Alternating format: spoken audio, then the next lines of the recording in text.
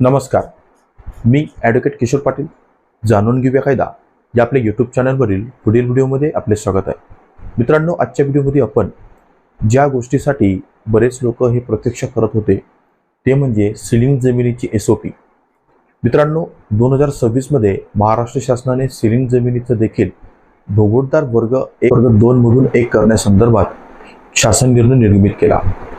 परंतु तो शासन निर्गमित केल्यानंतर त्या शासन निर्णयाची अंमलबजावणी कशी आणि कशा पद्धतीने करता येऊ शकते या संदर्भातली SOP म्हणजे स्टँडर्ड ऑपरेटिंग सिस्टम येण्याची बाकी होती. आणि त्या संदर्भात बऱ्याच लोकांना संभ्रम आणि प्रश्न होते की आता आमच्या जमिनी या भोगोटा वर्ग 2 मधून 1 कशा होतील. तर मित्रांनो, त्या संदर्भात आजच्या व्हिडिओमध्ये आपण फार सविस्तर अशी माहिती आजच्या व्हिडिओतून घेणार आहोत. मित्रांनो, व्हिडिओला सुरुवात करण्याअगोदर तुम्ही जर आजपर्यंत आपलं चॅनल सबस्क्राईब केलं नसेल किंवा तुम्ही जर आज पहिल्यांदा आपल्या चॅनलला भेट दिली असाल तर ते चॅनल आज रोजी लगेच सबस्क्राईब करा, जेणेकरून मी देत असलेली कोणतीही नवनवीन अपडेट ही तुम्हाला वेळोवेळी मिळत राहील. मित्रांनो, ज्या लोकांना महाराष्ट्र शासनाकडून सिलिंग कायद्याअंतर्गत त्यातील कलम 27 अंतर्गत जर जमीन प्रदान झाली असेल तर अशा लोकांना त्या जमिनीचं भोगोटदार 2 मधून 1 करण्याची कोणतीही प्रचलित तरतूद आज पावेतो कायद्यामध्ये नव्हती. म्हणजे ही जमीन देण्यामागचा उद्देश असा होता की जे लोक शेतमजूर असतील, भूमिहीन असतील, स्वातंत्र्य सैनिक असतील तर अशाच लोकांना या जमिनीचं वाटप महाराष्ट्र कमाल जमीन धारणा अधिनियम 1961 यातील कलम 27 नुसार प्रदान केल्या. परंतु या जमिनी प्रदान केल्यानंतर त्या जमिनींवरती हस्तांतरणावर किंवा कुठलाही व्यवहार करण्यापूर्वी रिस्ट्रिक्शन किंवा बंधनं घालण्यात आली होती. म्हणजे काय की या जमिनी जर तुमच्याकडे होत्या तर त्याचे तुमची पूर्ण स्वामित्व तुमच्याकडे नव्हतं, म्हणजे संपूर्ण मालकी हे ते शेतकरी किंवा ते लोक नव्हते.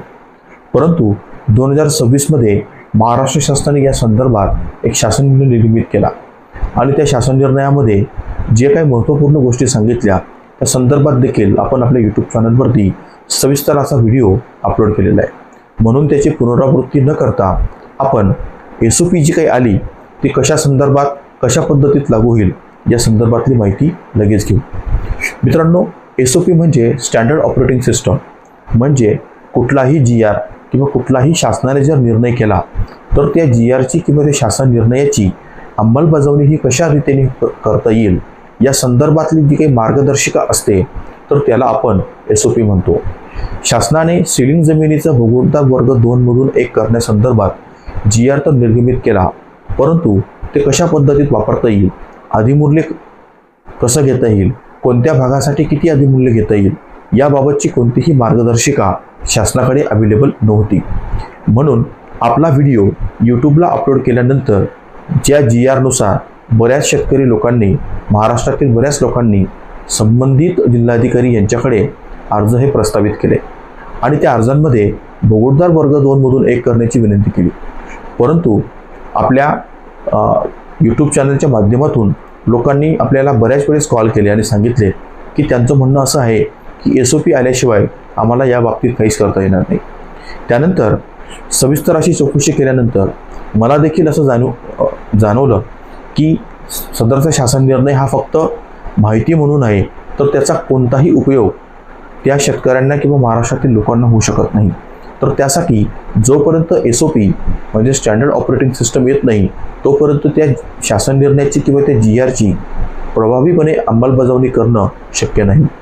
आता त्याच अनुषंगाने दिनांक 4 मे 2026 रोजी महाराष्ट्र शासनाने एक राजपत्र प्रकाशित केलं आणि त्या राजपत्रामध्ये जो काही GR महाराष्ट्र शासनाने या अगोदर निर्गमित केलेला होता त्याचा देखील उहापोह करून त्याची SOP काढण्यात आली आणि त्यामध्ये 2 प्रकारच्या परिस्थिती ह्या नमूद करण्यात आल्या.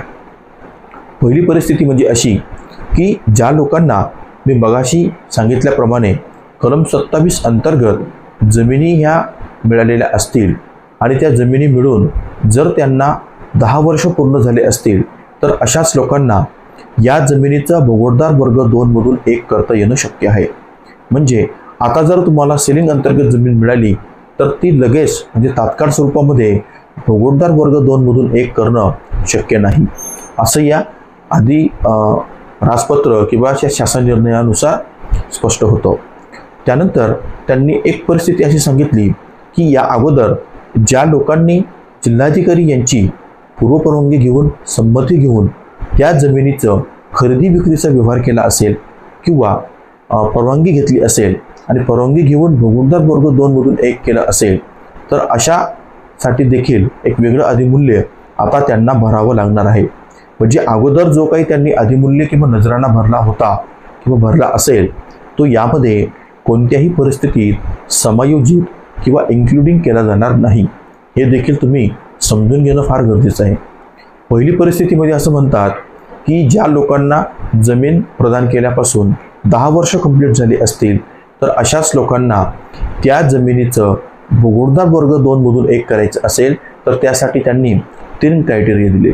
म्हणजे तुमची जमीन महानगरपालिका क्षेत्रात हद्दीत असेल किंवा ग्रामीण हद्दीत असेल, तुमचा वापर जर तो शेती प्रयोजनासाठी असेल किंवा तुमचा वापर तो औद्योगिक प्रयोजनासाठी असेल तर अशा परिस्थितीत किती अधिमूल्य भरावं याबाबतची देखील माहिती त्या राजपत्रामध्ये देण्यात आली.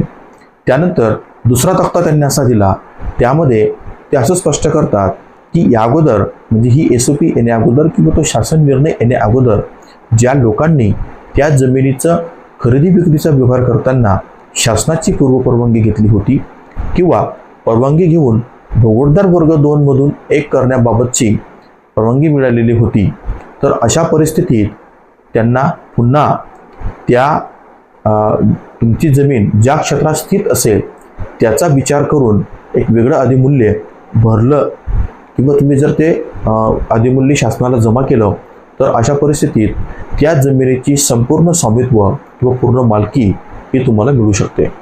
त्यानंतर यामध्ये त्यांनी एक महत्त्वाची गोष्ट सांगितली की ज्या जमिनींचा शर्तभंग झाला असेल, शर्तभंग म्हणजे असं की त्या जमिनीचा व्यवहार करताना कोणत्याही सक्षम अधिकारी यांची परवानगी नाही घेतली, कुठलाही करार करताना रजिस्टर्ड डॉक्युमेंट्स करत असताना शासनाची परवानगी नाही घेतली तर अशा परिस्थितीत ज्या अटींवरती जमीन तुम्हाला प्रदान करण्यात आली होती त्या अटींचं उल्लंघन झालं म्हणजे शर्तभंग झाला असा कायदा समजतो.